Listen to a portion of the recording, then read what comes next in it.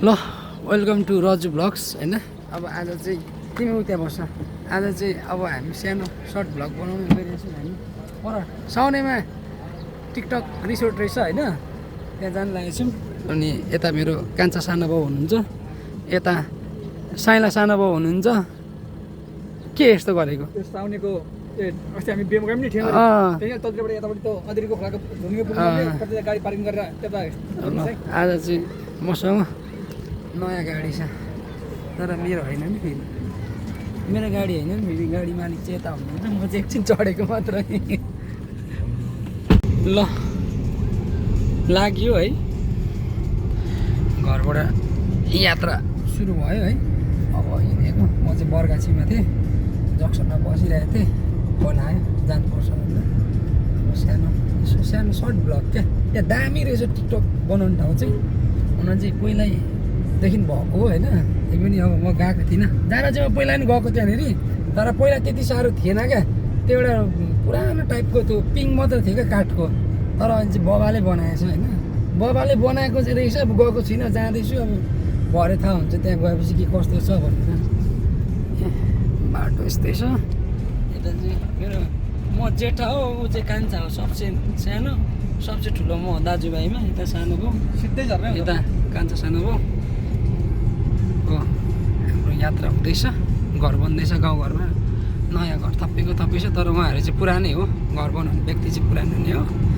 यहाँबाट सिधै झरौँ है हामी। अब यो हाम्रो पुरानो गाउँ आधारभूत चोक आइपुग्यौँ। यो चाहिँ हाम्रो पुरानो म जन्मेको ठाउँ यहीँ हो, तर अहिले त एउटा मात्र छ पुरानो घर, अनि यहाँनिर एउटा घर छ। अनि यो हो मेरो पुरानो मामाला घर बस्ने निवास ल्याएको यो हो। यो जग्गा चाहिँ पहिला हामीले हेर्थ्यौँ, लगभग 17-18 वर्ष हेऱ्यौँ होला यो जग्गा, लास्टमा छोडिदिएको केही नहुने रहेछ भनेर। ल अब यो चाहिँ खोरिया बस्ती हो है। खोरिया बस्तीमा नि घर त फेरि कोरियाको जत्रै भइसकेको छ। कोरिया सेकेन्ड नेपालको चाहिँ कोरिया हो क्या यो, खोरिया होइन, नाम कोरिया राखेको छ। हाम्रो चाहिँ सेउतीको पुल आयो, अनि मासतिर पनि टटबटम भइरहेको बाँध्ने कार्यक्रम भइरहेछ है। यो चाहिँ 12 माथि 4 नम्बर वार्ड। अनि म चाहिँ अगाडि बसिरहेको छु। अगाडि बस्नुको कारण चाहिँ म भिडियो बनाउनुको लागि हो होइन, त्यस्तो केही पनि होइन। ल अहिले चाहिँ हामी खैरेनी आइसकेको छौँ होइन, खैरेनी आइसकेको छौँ। पहिला खैरेनी कस्तो थियो, अहिले कस्तो भइसक्यो है। खैरेनीमा पनि घरै घर छ होइन। अनि घाम लागिरहेको छ है। अनि खैरेनी पनि चिनिँदैन क्या, पहिला हामी सानोमा घाँस काट्न आउँथ्यौँ भैँसीलाई, त्यतिखेर कस्तो थियो घर, थिएन यस्तो घर, ठाउँ एउटा घर थियो। अहिले त खैरेनी पनि चिनिँदैन, पानमारा पनि चिन्दैन, ठिगाबारी त अब अहिले त नम्बर 1 भनेको ठिगाबारी नै होला अहिलेको जग्गा। हाइटमा छ, गर्मी पनि हुँदैन, यस्तो हाइटमा छ। अनि यत्रो हाइटमा छ, अनि धरान बजारभन्दा अनि यत्रो हाइटमा छ, अनि त्यही भएर पनि अहिले त थाहा हुँदैन हौ, यो कस्तो दामी भइसक्यो यार। पहिला यो ठाउँमा चाहिँ बाल्यकालमा आउँथ्यौँ कि हामी, यो बच्चाहरू जत्रैमा आउँथ्यौँ, यता पौडी खेल्न आउँथ्यौँ सेरे खोला शनिबार अनि माथिबाट आप्टिप डोङ्गाई माथि डाँडा चढ्थ्यौँ। तर अहिले यहाँ खासै त्यति साह्रो त चेन्ज केही नै भएको छैन, घरहरू त जस्ताको त्यस्तै छ पहिलाको जस्तै। पहिलेकै घरहरू छ, अलिकति बाटो ठुलो बनाएछ, अनि अलिकति यता उयोहरू फाँपहरू खोलेको रहेछ।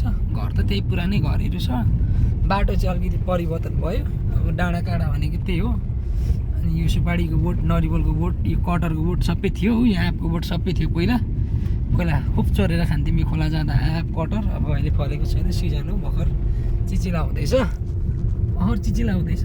अनि यस बाटो चाहिँ अलिकति परिवर्तन भयो, त्यही नै हो। नअरू त खासै घरहरू पनि परिवर्तन भएको छैन, जमानाकै घरहरू छ, त्यही घरहरू छ। ल अहिले चाहिँ ट्याक्कै यो पहिला नै हामी सेरे खोलामा आउँथ्यौँ क्या, जलढुङ्गे पुल भन्थ्यो यता माथि, त्यहाँ आइपुग्यौँ हामी। अब एकछिन जोलिङ्गे पुलको यात्रा त्यस पछाडि फेरि ब्याक टु होम भनेर घरतिरै फेरि गइन्छ।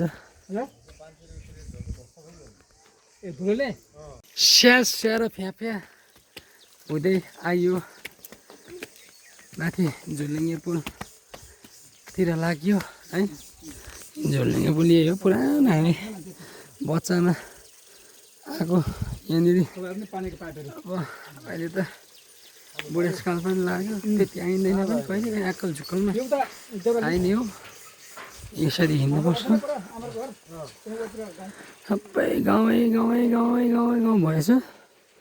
यहाँ तल चाहिँ पौडी खेल्ने ड्याम रहेछ, बनाएको रहेछ, खनेर खेल्नेहरू खेल्दैछ। ल आस्तिर हेर्नुहोस्, खोला त खासै पानी आएको छैन, पानी नै छैन खोला। अनि पानी छैन, यस्तै छ झोलुङ्गे पुलदेखि देखिने दृश्य। हामी फर्केको है, अब झोलुङ्गे पुलबाट फर्केको तल एउटा टिकटक स्टार रिसोर्ट के छ त्यहाँनिर, म पनि गएको छु त्यहाँतिर जाने। अब हामी लागेको टिकटक रिसोर्ट अरे, टिकटक रिसोर्ट आइपुग्यो है।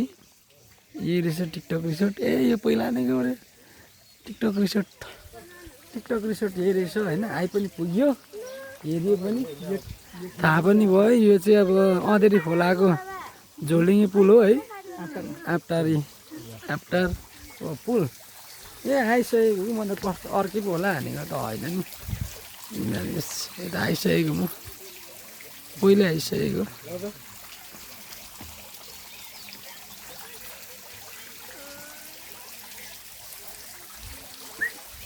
ल साउने डाँडा है, पहिला नै हामी बच्चापनमा ट्याक्क उयो पारीको गाउँमा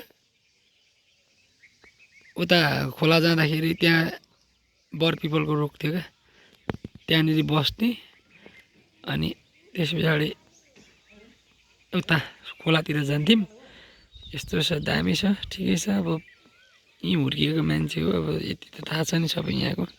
अनि यहाँ चाहिँ के भन्दाखेरि विशेष गरी झोलुङ्गे पुल भएको छ क्या, पहिला त थिएन नि त अब त्यो पालोमा। अहिले झोलुङ्गे पुल बनाएको रहेछ, बारीपट्टि धमाधम दामी घर बनिएको छ होइन। अनि पहिला थिएन क्या यो झोलुङ्गे पुल, केही थिएन, यो बाँसघारी थियो, सब थियो, बाँसघारी पनि कमै थियो क्या। अनि त्यहाँनिर बरपिपलको रुख थियो, कहाँ हो बरपिपलको रुख पनि बिर्सिसक्यो यार, उहाँ हो कि यहाँ हो, कहाँ बरपिपल उहाँ होला, यहाँ बिर्सिसकेँ। अनि थाहा नै छैन, अब कोट्याउँदै हिँड्नुपर्छ। तर यो त होइन बरपिपल चाहिँ सायद पो जस्तो लाग्छ, किनकि त्यहाँबाट हिँडेर जाने बाटो छ नि त तलबाट, त्यो तलबाट हिँडेर जाने बाटो हो क्या, त्यहाँबाट हो नि जस्तो लाग्यो। किनकि हिँडेर जाने बाटो थियो क्या, त्यो बाटै देखेको छुइनँ क्या मैले, बिर्सिसकेँ।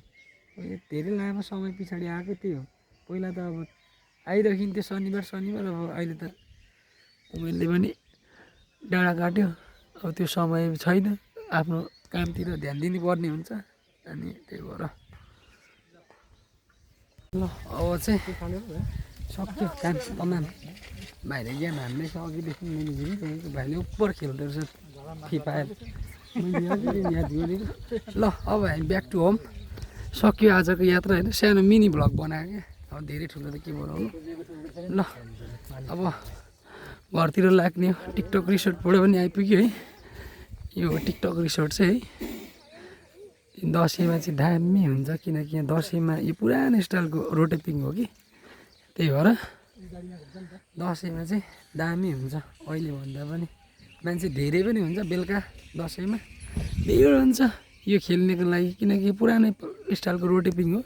त्यही भएर यो खेल्ने धेरै नै मान्छे आउँछ दसैँमा। अहिले भन्दा अहिले त छैन खासै मान्छे, आज शनिबार भएर पनि मान्छे छैन। तर यहाँ चाहिँ दामी हो क्या आउनु भने चाहिँ, किनकि माथि डाँडामा पर्छ, हावा दामी चल्छ, पाहाडको हावा दामी दिन्छ, त्यही भएर आउनु चाहिँ बवाल हो यहाँनिर। ल अब यति नै हो आजको भ्लग, यो भन्दै यो भ्लग यहीँ टुङ्ग्याउँछु। ल धन्यवाद।